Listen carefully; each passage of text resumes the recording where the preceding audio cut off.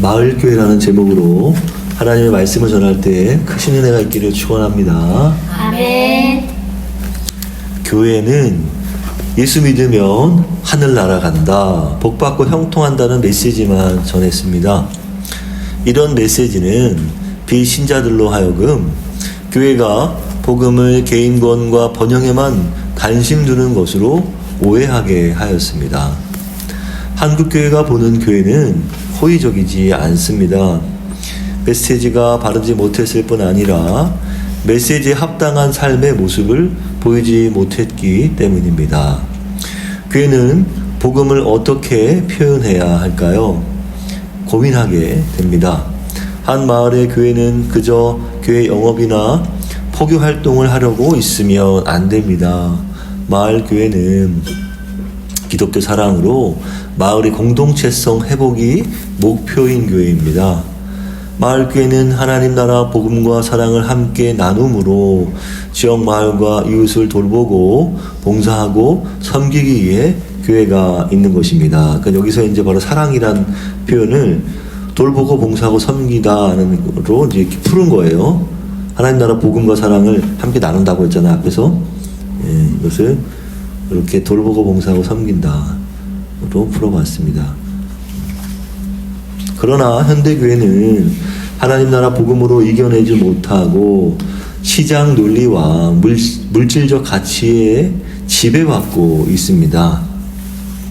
교회는 사회적 책임성은 약해지고 개교회주의화 되고 있지요. 그러나 복음은 그렇게 개인화된 것이 아닙니다. 뻗어나가는 힘과 역동성이 있어요. 그것은 공공성이 있다는 얘기입니다. 개인에게 멈추는 게 아니라 이웃에게, 마을에게, 사회로 뻗어나가는 것입니다. 마을을 하나님 나라의 예비 가족으로 받아들이고 섬기는 것입니다. 그런 교회를 신학적으로는 선교적 교회다, 이렇게 부릅니다. 선교적 교회. 그런데 하나님 나라 복음을 개인의 회심과 영혼 구원에만 이해하는 것, 또는 이 땅에서 이웃과 마을과 사회에서 하나님의 다스리심만 구현하는 것, 둘 다 온전한 증언을 하기는 어렵습니다. 한쪽으로 편협되지 않고 양쪽을 모두 증언하는 것이 성경적입니다. 이제 그 특정 단체들은 이제 이거를 이쪽 분야만 좀 더 이렇게 몰입해서 하는 경우가 있기는 합니다만, 그러나 둘 다 하는 것이 건강한 겁니다. 한쪽으로 편협되지 않고 양쪽을 모두 증언하는 것이 성경적입니다. 그것이 바로 하나님 사랑, 이웃 사랑입니다. 두 사랑 함께 실천해야 합니다. 많은 기성 전통교회들이 교회 규모를 늘리고 교회 안에서 찬양대, 교사, 여전도회, 남성교회 등에서 봉사하게 하고 이웃, 마을, 사회에는 봉사하는 일에는 무관심합니다. 모든 에너지를 내부 결속을 다지는 일에만 쏟습니다. 교회 자원과 사역을 교회 안에서만 쓰는 것은 교회론이 좁은 것입니다. 교회는 어떤 것인가? 교회는 무엇인가에 대한 개념이 좁다는 얘기예요. 건강한 교회론을 가져야 건강한 방식으로 성장하게 됩니다. 복음이 뻗어나가는데 어떻게 교회가 안 뻗고 가만히 있냐 말이죠. 우리는 분명한 소명의식이 있어야 합니다. 소명의식이 있어야 돼요. 하나님이 왜 나를 이리로, 이 공동체로, 이 마을로 보내셨는지, 나를 어떻게 쓰려고 하시는지 목적의식이 분명해야 합니다. 우리 안 그래도 지난번에 우리 지원쌤이 그 책 읽으면서 이런 얘기를 했던 것 같아요. 부족함을 읽으면서 선교적, 나를 어떻게 쓰려고 하시는지 북적의식이 분명해야 합니다. 선교적 소명이 분명해야 합니다. 교회가 존재를 깨닫지 못한다면 건강한 교회가 될 수 없습니다. 예를 들어 기존교회 이름을 그대로 따서 다른 곳에 똑같은 형태의 교회를 세우는 것은 개척이 아닙니다. 사실 복제에 불과합니다. 우리는 하나님 나라를 닮도록 따라가야지 모교회를 닮도록 유전자를 답습해서는 안 됩니다. 이유는 파송된 위치가 다르고 사는 사람이 다르기 때문이죠. 지역 특성을 세밀히 고려하지 않은 채 그대로 따라한다? 그건 건강하지 못한 것이다 이겁니다.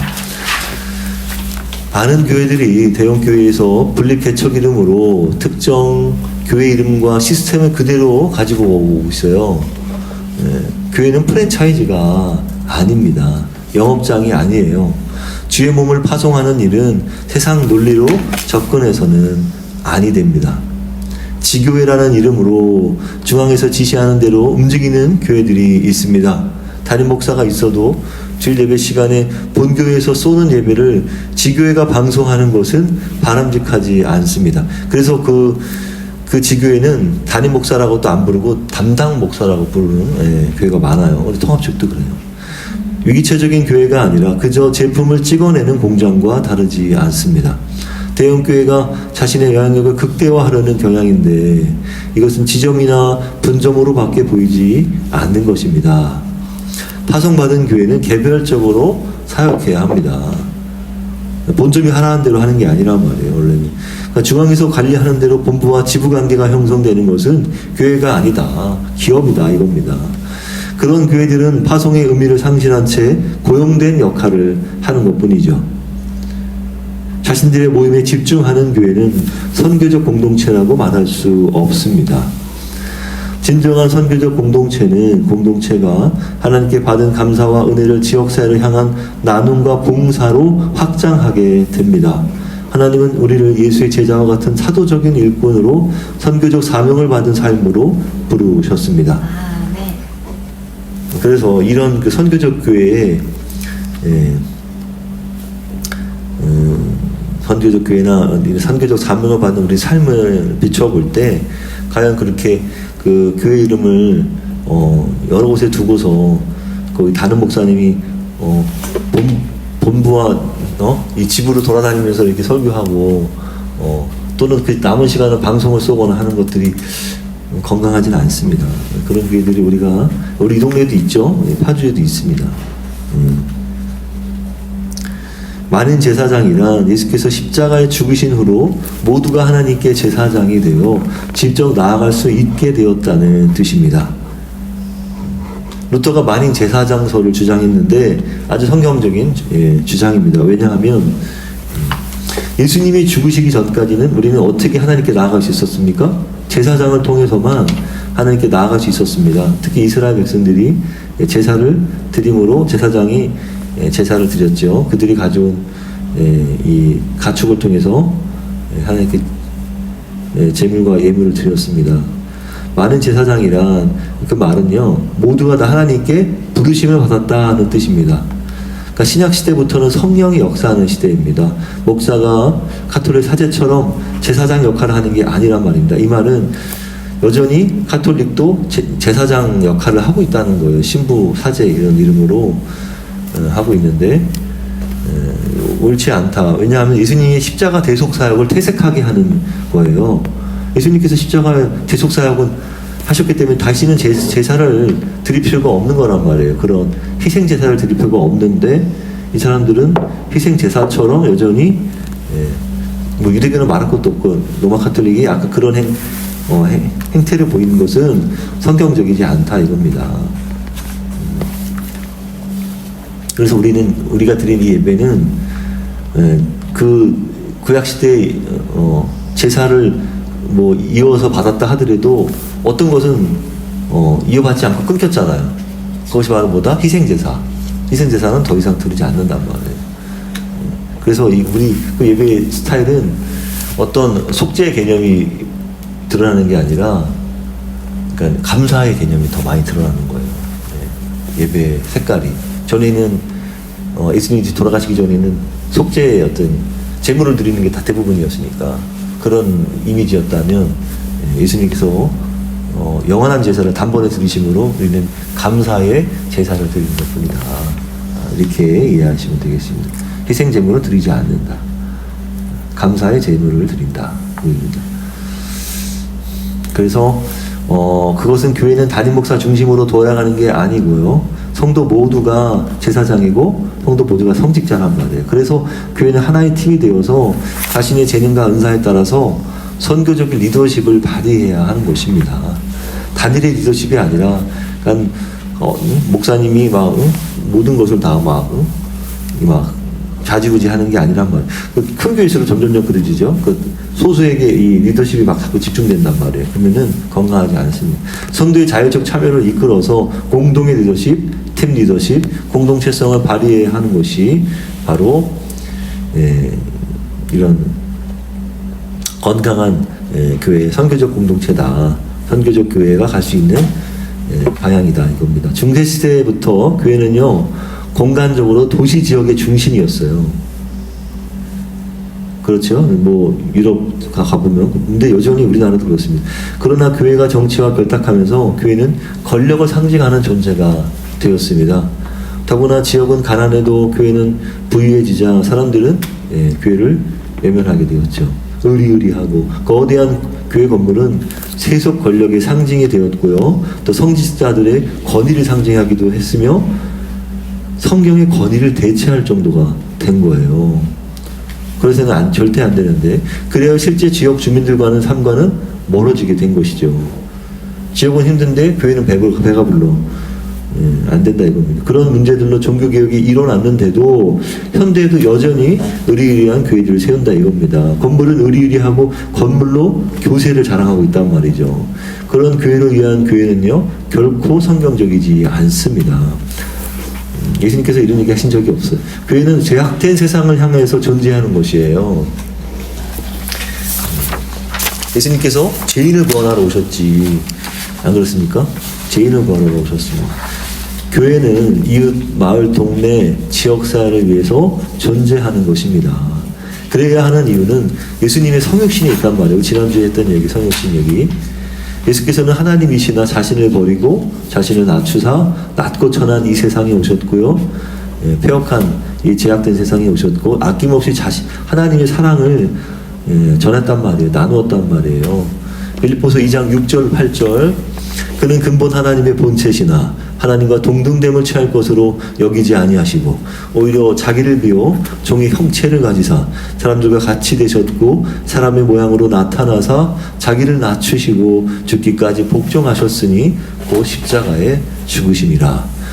마을을 찾아오셔서 이웃을 만드시고 사람을 살리셨습니다. 왜 마을을 찾아오셨습니까? 예수님께서 하늘에서 초월적인 하늘에서 이 땅에 찾아오셨잖아요.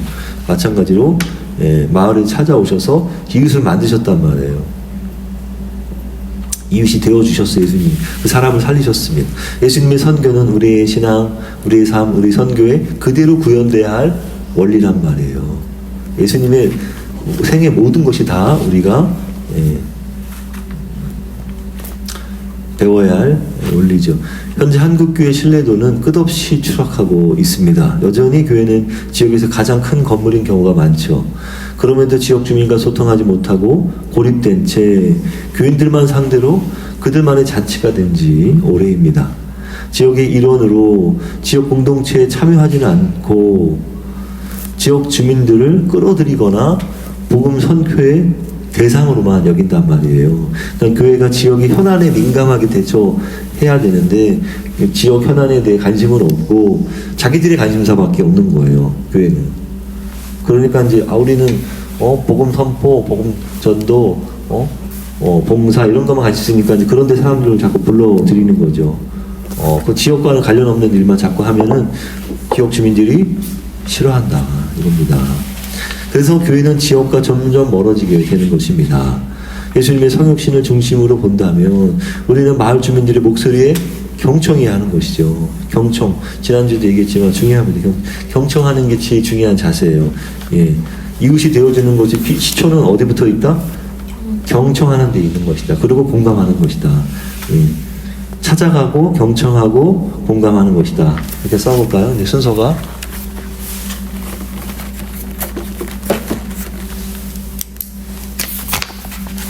찾아가고 1. 찾아가고 2. 경청하고 3. 공감하는 것이다.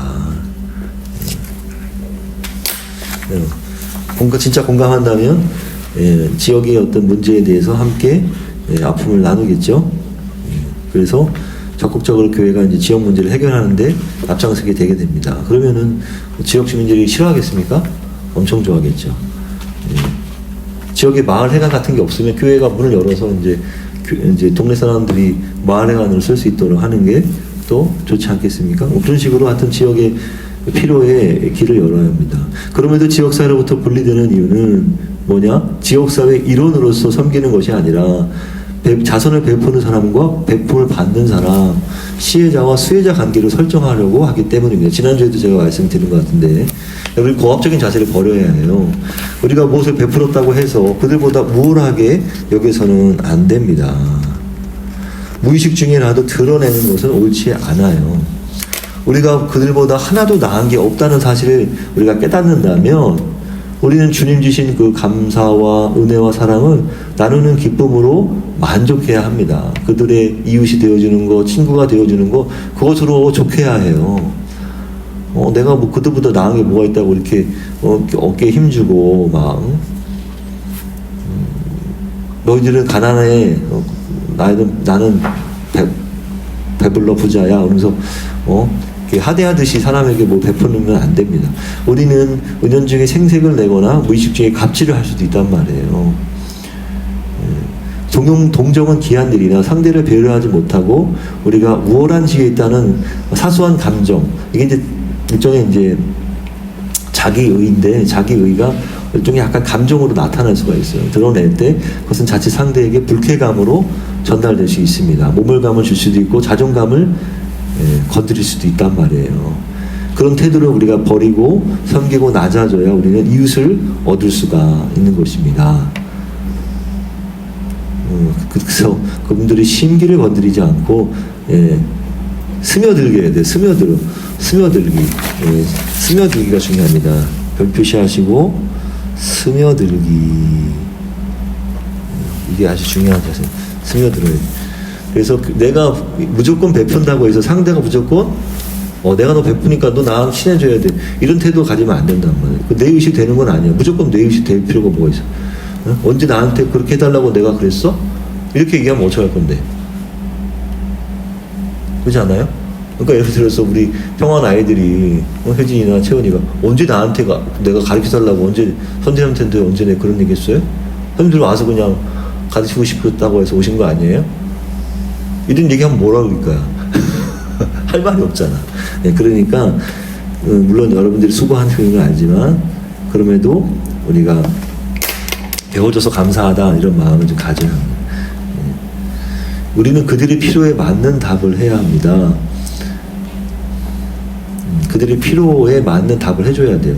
우리 엉뚱한 답하거나 근데 교회는 잘 이런 걸 안 하려고 하죠. 그냥 일방적으로 그냥 주려고만 하죠. 내가 그들의 친구나 이웃이 되어줄 때 그들은 어떻게 합니까? 보세요. 내가 그들의 친구나 이웃이 되어줄 때 그들은 조금씩 마음을 여는 것이에요. 뭘 연다? 마음을 여는 것입니다. 그것이 선교적 접촉점이, 그게 이제 어째 선교의 시작이 되는 거예요. 그게. 그 접촉점을 우리는 자꾸 개발해야 돼요. 이게 만들어야 한다는 것은 우리의 노력이 필요하다는 얘기입니다. 만들어가야 한다. 그것이 바로 연결 포인트입니다. 그러니까 안 믿는 대상들과 우리가 연결될 수 있는 방법이 바로 이런 거란 말이에요. 그렇게 처음부터 말로 나오라고 권면하지 않아도 돼요. 우리 존재 자체가 그들에게 어필이 될 때가 올 것입니다. 왜 이렇게 나한테 잘해줘요? 왜 그래요? 이렇게 만약에 묻는다면 그때 가서 그냥 나는 그냥 내가 받은 사랑을 나눌 뿐이에요. 뭐 이렇게 그냥 얘기하는 거지. 누구한테 그런 사랑을 받았나 물을 거 아니겠어요? 나는 하나님한테 받았다. 이렇게 얘기하면 되는 거예요. 그걸로 이제 복음이 바로 전해지는 것이죠. 그래서 우리 존재가 그들에게 어필이 될 때가 올 것이니까 그때까지 기다려야 합니다. 우리는 참고 기다리면서 주님의 때를 기다려야 합니다. 오늘 주님의 시간에 부른 찬양처럼 결론입니다. 교회는 지역 속에 존재합니다. 마을 속에 존재하는 거예요. 따로 구별된 게 아니라 교회는 예수 그리스도에 의해서 세상과 화목해 하는 직책을 부여받았단 말이에요. 지금 교회는 왜 화목해야 되죠? 그게 궁금할 수 있잖아. 근데 우리는 이미 교회는 세상에서 신뢰를 잃어버렸단 말이에요. 불신을 받는 그런 존재가 되었단 말이에요. 불신받는 단체가 되었어요. 그래서 그분들과 우리가 어떻게 해야 됩니까?